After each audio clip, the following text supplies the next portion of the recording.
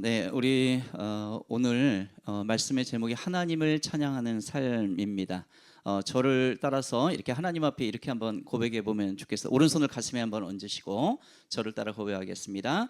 하나님을 찬양하는 삶을 살겠습니다. 네, 오늘 말씀의 핵심이 다 나왔습니다. 네, 네, 손 내리셔도 좋습니다. 9월의 오늘 첫째 주 주일입니다.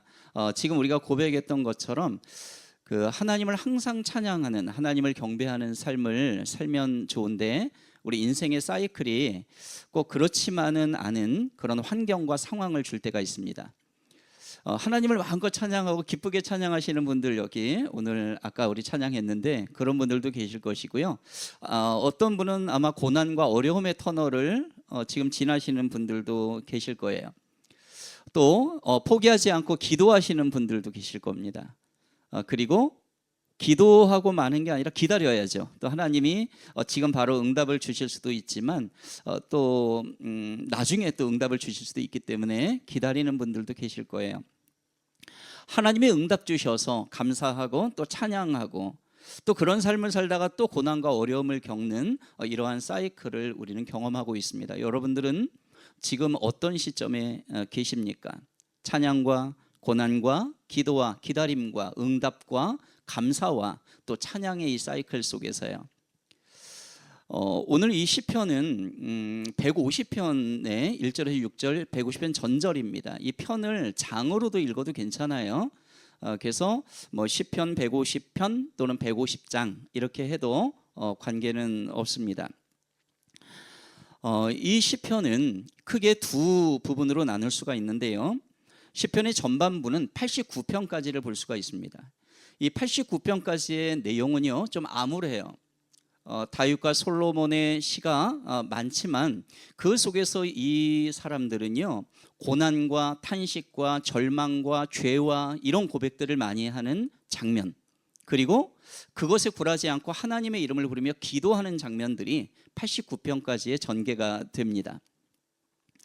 그리고 90편부터 오늘 150편까지는 회복시키는 하나님, 소망을 주시는 하나님, 그리고 감사, 찬양, 승리, 이러한 내용들로 전개가 되어 있어요. 시편 150편은 시편 전체의 결론입니다. 오늘 말씀의 핵심은 아까 우리가 고백했던 것처럼 하나님을 찬양하며 살라, 하나님을 찬양하라, 이런 것인데 이것은 이 땅에 살아있는 모든 존재에게 주시는 하나님의 명령입니다. 이 명령의 의미는요, 우리가 이 땅에 존재하는 목적이 무엇인지를 알려줍니다.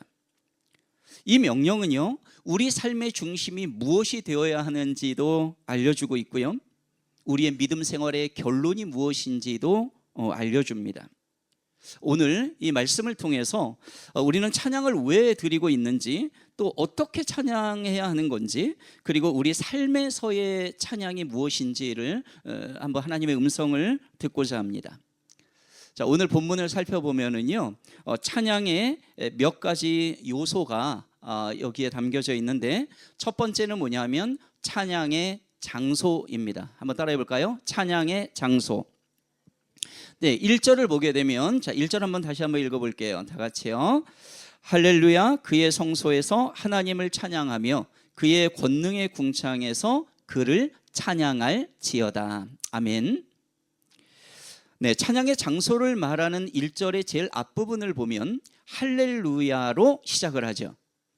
자, 그런데 오늘 읽은 시편 150편 마지막 절에도 보게 되면, 자, 6절도 한번 읽어볼까요? 6절 시작. 호흡이 있는 자마다 여호와를 찬양할지어다. 할렐루야. 이렇게 끝나죠. 그래서 1절에서 할렐루야로 시작한 이 시편의 150편이 마지막 절에 할렐루야로 끝난다는 거예요.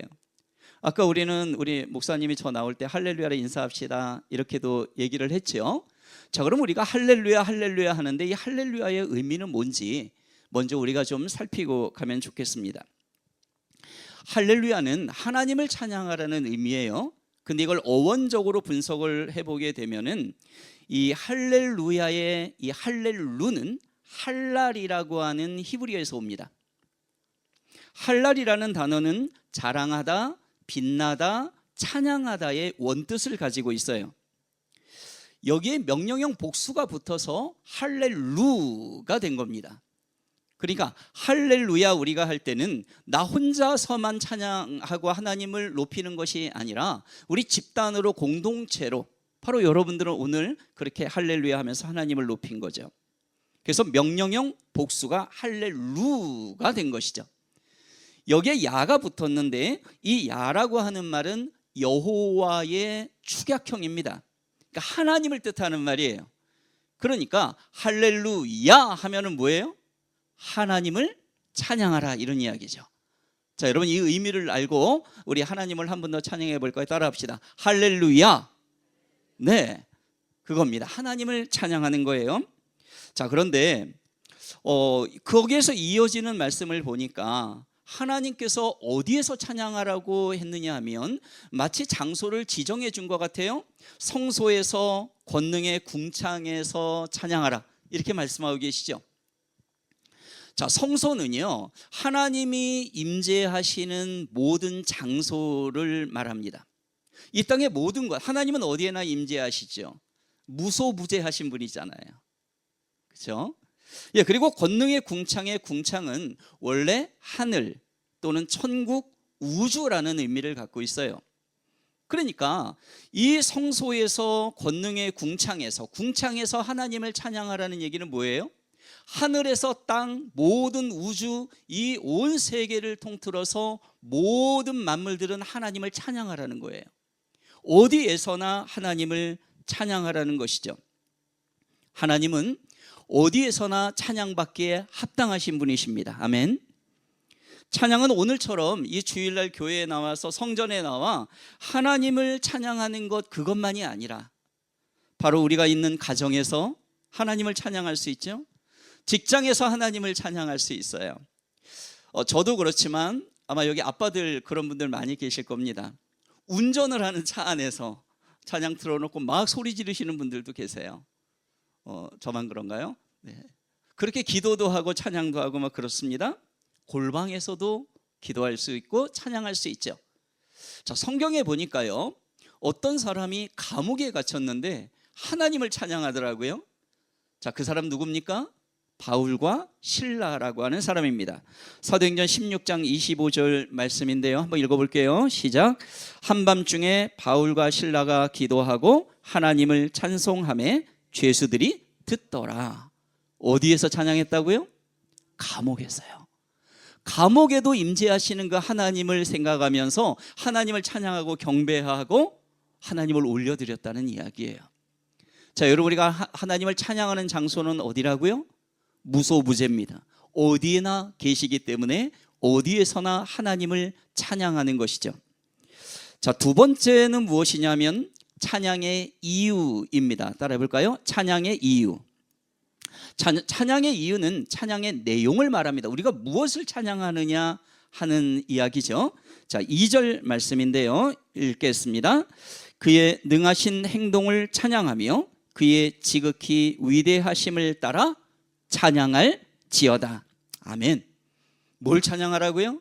하나님의 능하신 행동을 찬양하는 거예요. 하나님의 지극히 위대하심을 찬양하는 거예요. 하나님께서는 어떤 일을 행하셨습니까? 천지를 만드신 분이십니다. 믿으시죠? 우리를 구원하신 분이십니다. 또한 우리를 보호하시고 인도하시는 분이세요.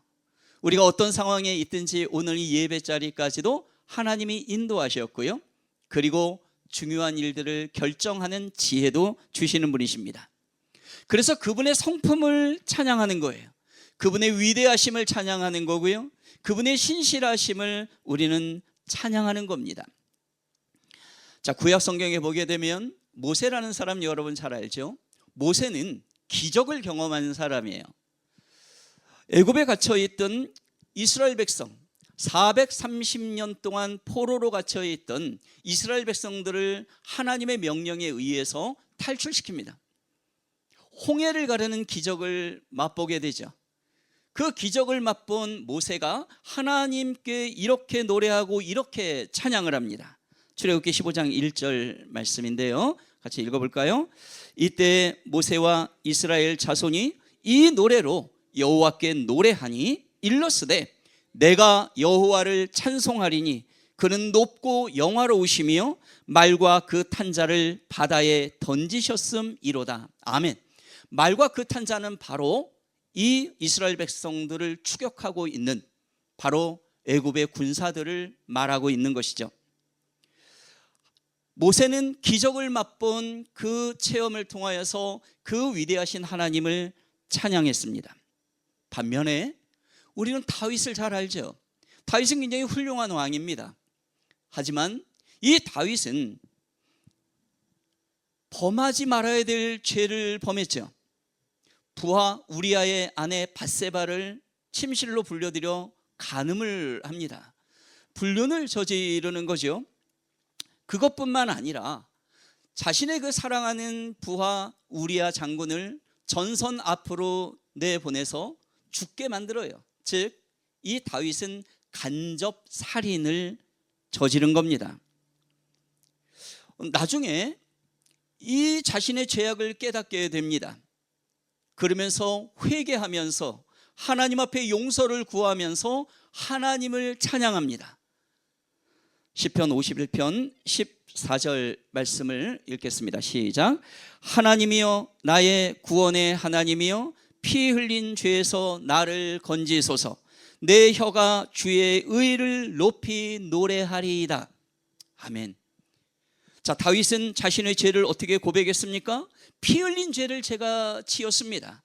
이 피 흘린 죄는 뭘 말하냐 하면 바로 우리아 장군을, 자신의 부하를 죽인 죄, 간접살인을 한 죄, 이것을 말하고 있는 거예요. 하나님 앞에 용서를 구하며 죄악 가운데서도 찬양하는 모습을 우리는 다윗을 통해서 볼 수 있습니다. 제가 이 자리에서 그 말씀을 전할 때 저희 가정의 이야기를 드렸던 기억이 좀 납니다. 저희 집은 예수를 믿는 사람이 한 명도 없다고 했었어요. 근데 제 아내 쪽은 아내가 5대째고요. 지금은 조카가 애를 낳으니까 7대까지 내려간 한국의 몇 없는 가정의 그러한 장녀고요. 저는 이제 아내를 통해서 예수님을 믿고 이제 여기까지 이렇게 왔거든요. 저희 장인어른이 장로님이신데 그러니까 장인어른은 4대째가 됩니다. 작년에 이제 소천하셨어요. 작년 5월에 이제 돌아가셨는데 두 아들과 이제 손주 며느리 이렇게들 있죠. 영락교회 동산묘지에 장례를 치르고 그리고 모든 친척들 다 헤어지고 그래 이제 집으로 돌아왔어요. 그리고 저희 가족과 그러니까 제 아내 딸 하나였기 때문에 이 저희 가족과 그리고 두 아들의 가족들이 다 모였습니다. 거기에 제일 연장자가 이제 제가 된 거예요. 처남들이 저보다 어립니다. 그래서 제가 얘기했어요. 우리 아버님께서 할아버지께서 평생 동안 하나님을 찬양하고 또 하나님을 신뢰하고 사셨던 분인 거 우리는 기억하죠. 자, 이제 천국 영원한 생명을 누리는 그 우리 아버님을 생각하고 할아버지를 생각하고 또 살아있을 때나 또 이 땅을 떠났을 때나 계속 인도하시는 우리 그 영원하신 하나님께 우리 감사의 기도를 드리면 좋겠어요 하면서 함께 이제 막 합심해서 기도를 드렸어요. 기도를 딱 끝나는 그 순간, 그리고 제가 이제 마무리 기도를 했죠. 그 순간 아기부터 어른까지 누구라도 할 것 없이 하나님 앞에 찬양과 박수를 치고 있는 거예요. 여러분, 세상 사람들이 봤을 때는 아버지, 할아버지 갖다 파묻고 와서 뭐가 좋다고 박수를 하냐 이렇게 생각하겠지만 이 믿음의 계보가 이어져가는 이 자손들에게 있어서는 사나 죽으나 끝까지 인도하시는 하나님을 의식하고 있었던 거죠. 그래서 하나님은 어떤 상황 가운데서도 영광을 받으시는 분이십니다 라는 걸 이 어린아이부터 어른들까지 다 인지하고 있었다는 사실입니다. 여러분, 우리가 왜 하나님을 찬양합니까? 하나님은요, 어떠한 상황, 우리의 삶의 환경 가운데서도 경배받으시기에 합당하신 분이기 때문에 그렇습니다. 그래서 여러분들이 지금 상황과 관계없이 하나님을 높이는 인생 되기를 축복합니다. 자, 세 번째는 뭐냐면 찬양의 방법입니다. 따라해 볼까요? 찬양의 방법. 3절, 4절, 5절 우리 천천히 한번 읽어보겠습니다. 여러 악기들이 등장을 하는데요. 같이 한번 읽어보겠습니다. 나팔 소리로 찬양하며 비파와 수금으로 찬양할지어다. 소고치며 춤추어 찬양하며 현악과 퉁소로 찬양할지어다. 큰 소리 나는 제금으로 찬양하며 높은 소리 나는 제금으로 찬양할지어다. 아멘. 자, 악기가 몇 개가 등장했나요?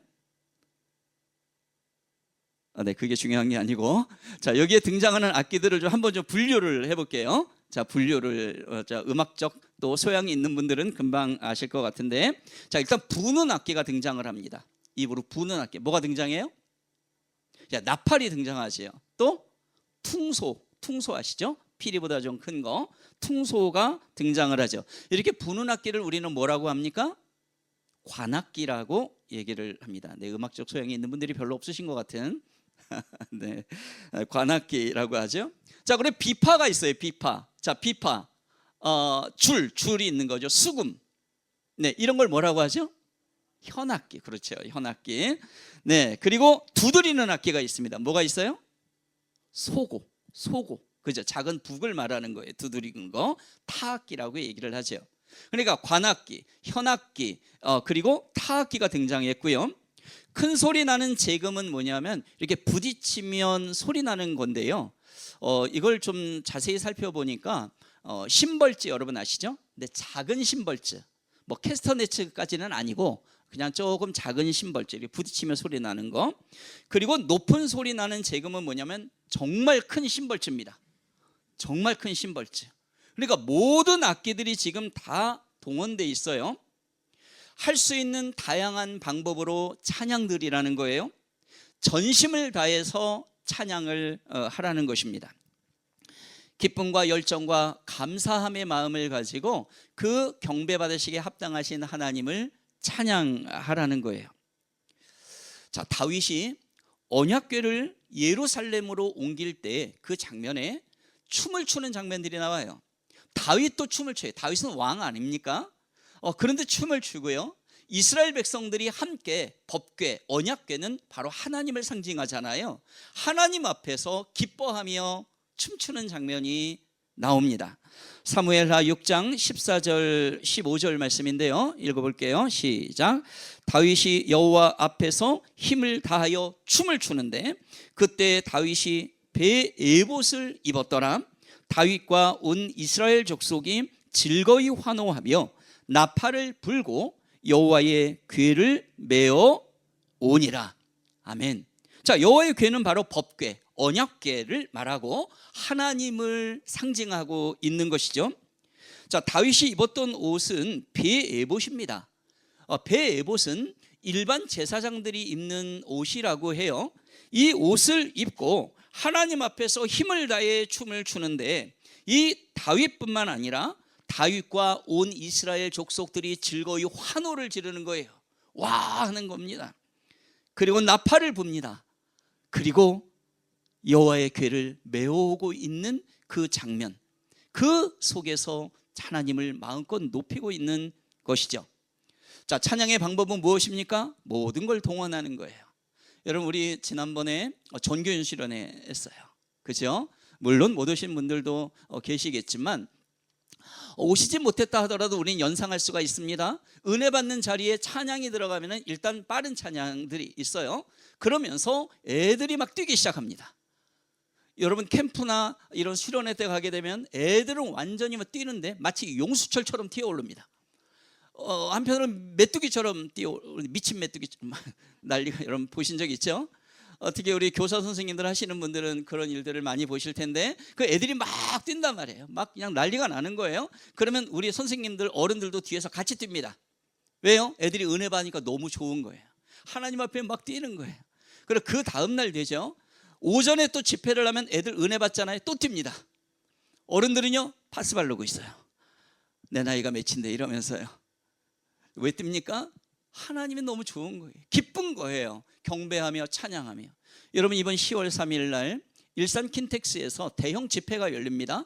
2만 5천 명의 그 사람들이 들어오는, 그리고 지금 알만한 메이저급의 찬양팀들이 대거 와서 이 한국 땅을 놓고 기도하는 자리가 있어요. 거기도 지금 연상됩니다. 수만 명이 뛰고 하나님을 찬양할 거예요. 그렇다면 여러분, 이 찬양의 방법이 모든 악기들만 동원하고 뛰는 그것만이 찬양일까요? 그런 방법만 우리가 써야 될까요? 만약에 악기도 없고 뛰지도 않고 한다면 이건 찬양이 아닐까요? 그렇진 않죠. 몇 년 전에 중국 북경에서 있었던 일입니다. 북경의 유학을, 물론 청년들도 많이 가지만 지금은 이제 청소년들도 많이 가서 유스코스타라고 하는 청소년 집회가 북경에서 있었어요. 근데 여러분들 아시는 것처럼 중국 땅은 이 마음껏 이렇게 기독교를 드러내기도 어렵고 하나님을 찬양하기가 어렵습니다. 그냥 묵계하에 이렇게 좀 몰래 협약하에 그냥 공안들이 눈 감아주고 허락을 해주는 것이죠. 그때 이제 수백 명의 청소년들이 모인 가운데서 찬양 인도하시는 분이 선교사님이시고요. 근데 막 찬양을 하는데 이 공안들이 심술들을 많이 부립니다. 애들 난리가 났거든요. 뛰고 막 그냥 이 난리가 났는데 이 전기 스위치를 내려버린 거예요, 공안들이요. 그러니까 일시에 그냥 딱 끝나버린 거죠. 전등 다 나갔죠. 악기 올 스톱 됩니다. 찬양을 지금 신나게 하나님을 높이면서 들고 뛰고 하고 있는데 이걸 모두 스톱시키니까 일시 정적이 흘렀죠. 그때 이 찬양 인도하는 이 선교사님이 이렇게 이야기를 했어요. 여러분, 우리는 지금 하나님을 찬양하고 있습니다. 우리가 악기가 없어도, 우리가 춤을 추지 못하고, 우리가 아무것도 못한다 하더라도 우리는 하나님을 찬양할 수 있습니다. 그것은 무엇입니까? 우리에게 주신 모든 걸 동원해서 하면 됩니다. 여러분, 두 손을 하늘 높이 올리십시오. 그러면서 박수를 유도하는 거예요. 손뼉을 치면서 계속해서 하나님을 찬양하는 것입니다. 여러분, 모든 것을 동원해서 하나님을 찬양하는 것, 찬양의 방법입니다. 하지만 아무것도 없는 상황에서도 하나님을 찬양할 수 있다는 사실을 기억하시기 바랍니다. 자, 네 번째로 살펴볼 것은 찬양의 대상과 주체입니다. 따라해 볼까요? 찬양의 대상과 주체. 자, 6절 말씀입니다. 읽겠습니다. 호흡이 있는 자마다 여호와를 찬양할지어다. 할렐루야. 자, 찬양의 대상은 찬양받으시기에 합당하신 하나님이십니다. 하나님의 찬양받으시는 거예요. 자, 그런데 우리는 찬양팀들이 올라오면, 와, 저 자매 찬양 진짜 잘하는데, 박수. 와, 저 메이저급 찬양팀 연예인 같아, 박수. 물론 격려와 칭찬의 박수를 보낼 수 있습니다. 하지만 우리는 알아야 돼요. 그 박수마저도 하나님 앞에 올려드리는 거라는 걸. 저렇게 훌륭한 찬양팀을 보내주셔서 감사합니다 하는 그 영광의 박수를 하나님 앞에 올려드리는 것이죠. 자, 찬양하는 주체는 누굽니까? 우리들입니다. 우리가 하나님 앞에 찬양 올려드리는 것이죠. 이 찬양은 특별한 찬양팀만이 올려드리는 게 아니라 여기에 앉아 계신 여러 성도님들 함께 하나님을 찬양을 올려드리는 사람들입니다. 우리는 찬양을 얼마나 잘하냐를 구경하는 사람들이 아니라는 거예요. 하나님께서는 모든 찬양의 주체를 우리 사람들만이 아니라 호흡이 있는 모든 만물들에게 명령합니다. 호흡이 있는 자마다 여호와를 찬양할지어다. 호흡이 있는 이 땅의 모든 만물들은 하나님을 찬양하라. 이건 하나님의 명령입니다. 왜냐하면 우리를 포함해서 이 땅의 모든 만물들은 하나님이 만들어 놓으신 피조물이기 때문에 그렇습니다. 이 피조물들은 하나님을 찬양하라는 거예요. 자, 이사야 55장 12절 말씀을 보겠습니다. 한번 읽어볼게요. 너희는 기쁨으로 나아가며 평안히 인도함을 받을 것이요 산들과 언덕들이 너희 앞에서 노래를 바라고 들의 모든 나무가 손뼉을 칠 것이며. 산들과 언덕들이 노래를 한대요. 들의 모든 나무가 손뼉을 칩니다. 이 땅의 모든 호흡이 있는 만물들 하나님을 찬양하라. 하나님의 명령입니다. 지금으로부터 약 20여 년 전에 그러니까 2000년대 초입니다. 저는 그때 영훈고등학교에 이제 선생님으로 근무를 했고 기독교 학교가 아닌 상황이었습니다. 영적인 핍박이 굉장히 강했던 시기였고요. 그때 기독 동아리가 있었는데 정식 서클이 아니라 제가 지도교사인데 지도교사가 있는 불법 서클처럼 기독 동아리가 그렇게 있었어요. 정식 공인되지 않은 모임이었죠. 그때 학생들은 일주일에 2번씩 성경 공부를 학교 안에서 저와 했고요. 그리고 일주일에 2번의 예배를 드리고 그러는 가운데 이 아이들에게 소망이 생겼어요. 하나님, 우리가 이 영훈학교에서 하나님을 찬양하고 높이고 싶습니다. 그런데 방법을 좀 알려주세요. 지혜를 구한 것이죠. 그때 고등학교 교장 선생님은 불교 신자였어요. 아주 독실한 불교 신자.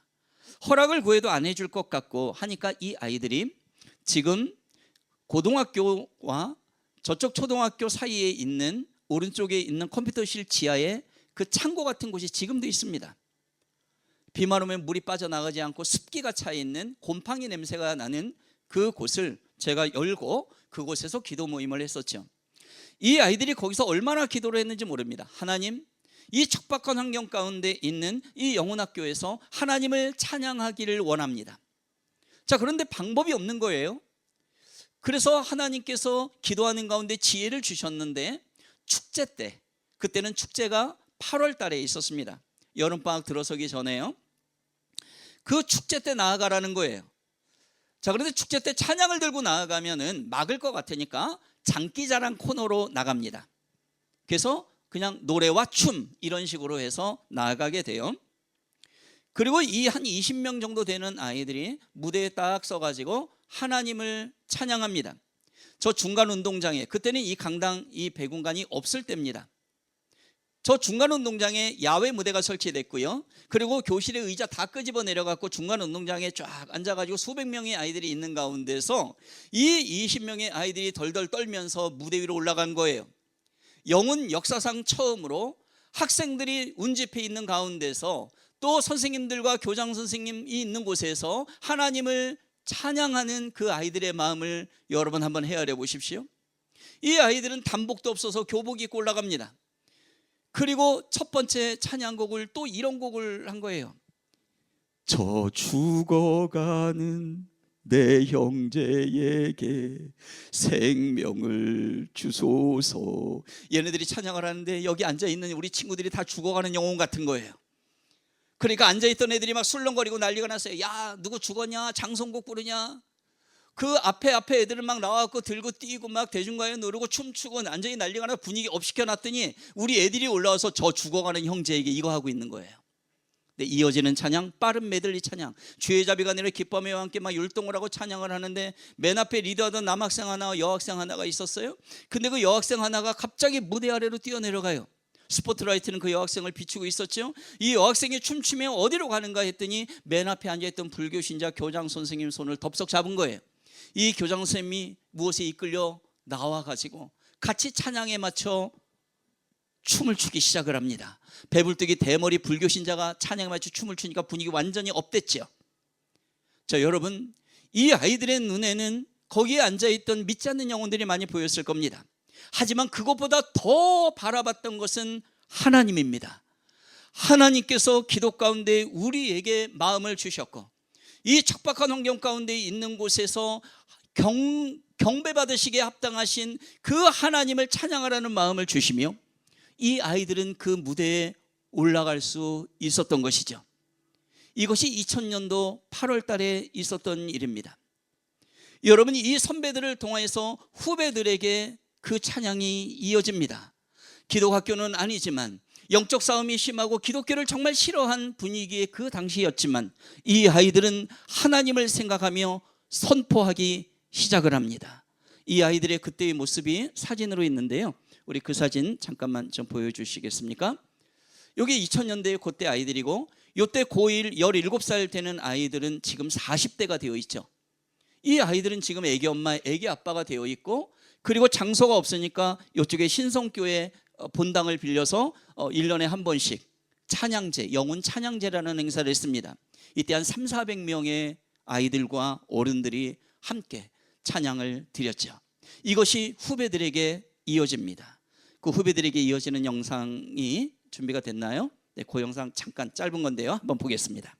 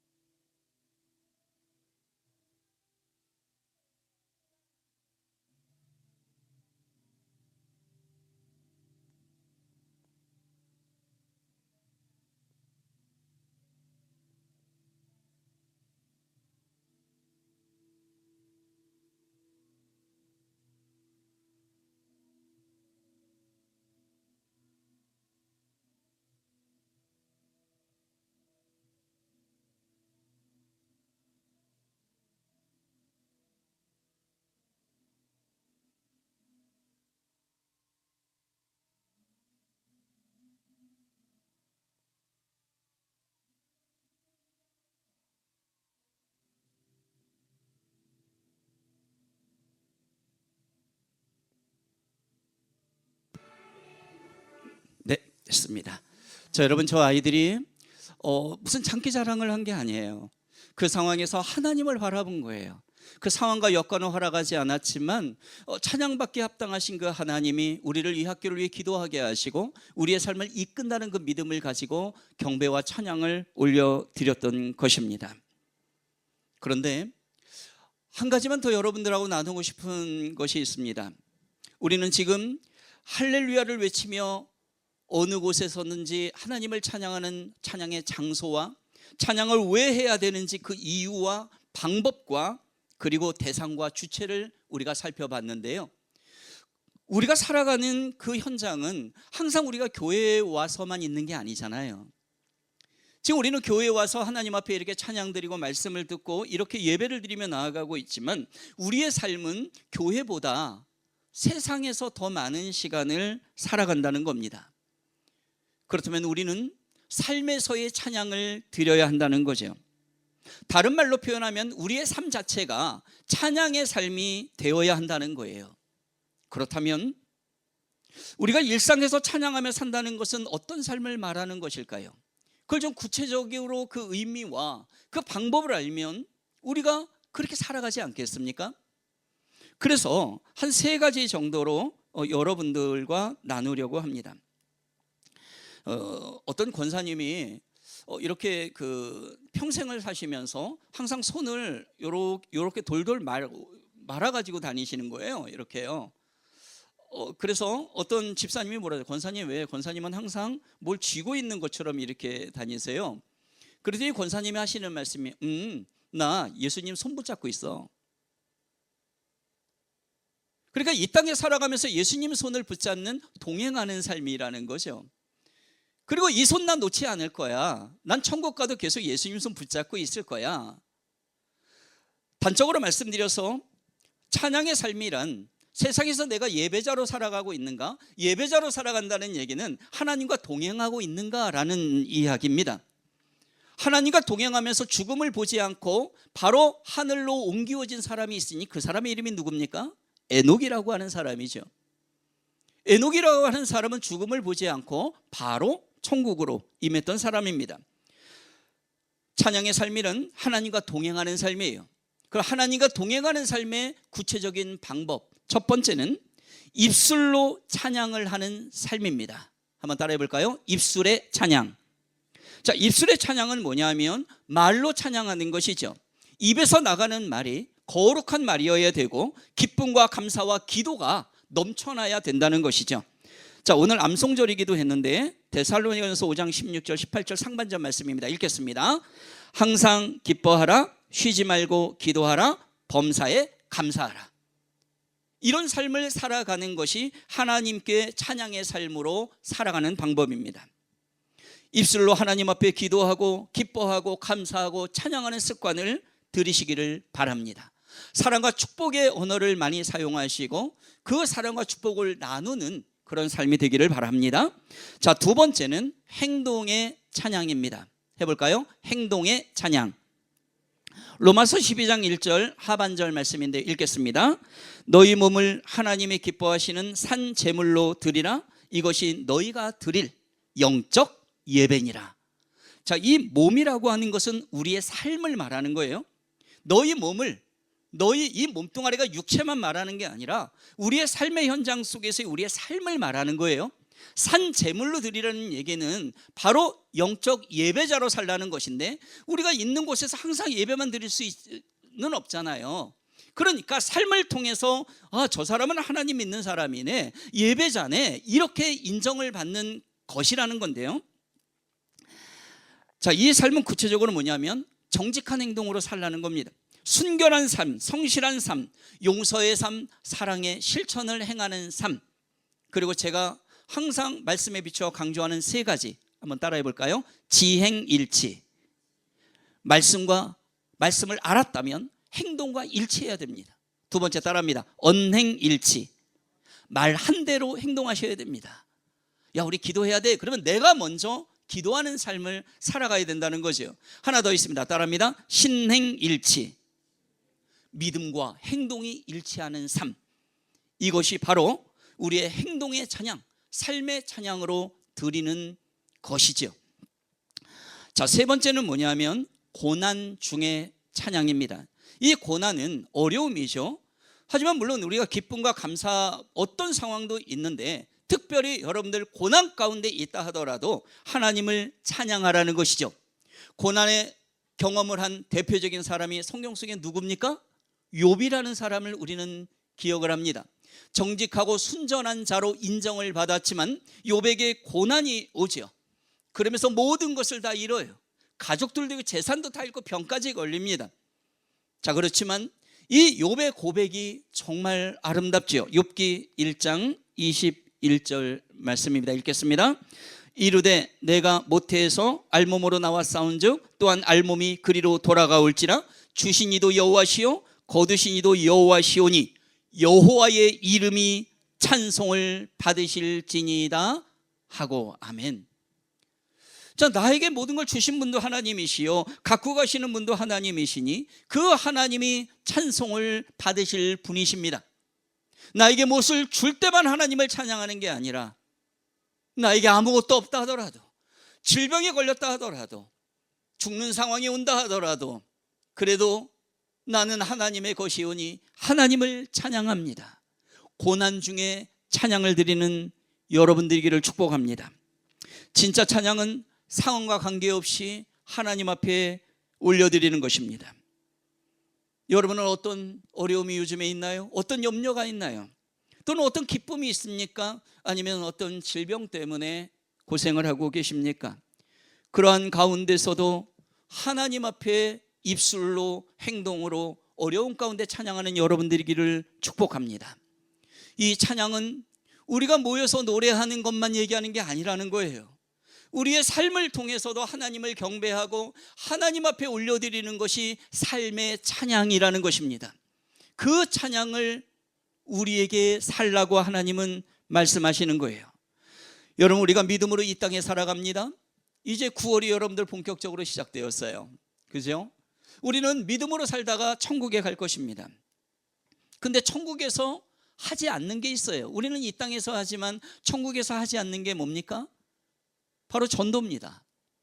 천국은 이미 구원받은 사람들, 믿는 사람들이 다 오기 때문에 거기는 전도가 필요가 없어요. 좀 더 나아가면 제자훈련 같은 것도 사실은 없을 것 같아요. 하지만 계속되는 것이 있다면 그것은 찬양입니다. 하나님을 이 땅 가운데도 찬양하고, 또 우리가 주님을 만났을 때 그 천국에서도 영원토록 하나님을 찬양하게 될 것입니다. 시편 150편 6절 우리 마지막으로 한번 좀 읽어보면 좋겠습니다. 같이 읽겠습니다. 시작. 호흡이 있는 자마다 여호와를 찬양할지어다. 할렐루야. 오늘도 우리는 숨을 쉬고 있습니다. 지금 이 순간 우리는 하나님을 찬양할 때입니다. 우리의 입술, 그리고 우리의 손, 우리의 마음과 몸이, 그리고 우리의 삶 전체가 하나님께 올려드리는 찬양이 되기를 주님의 이름으로 축복합니다.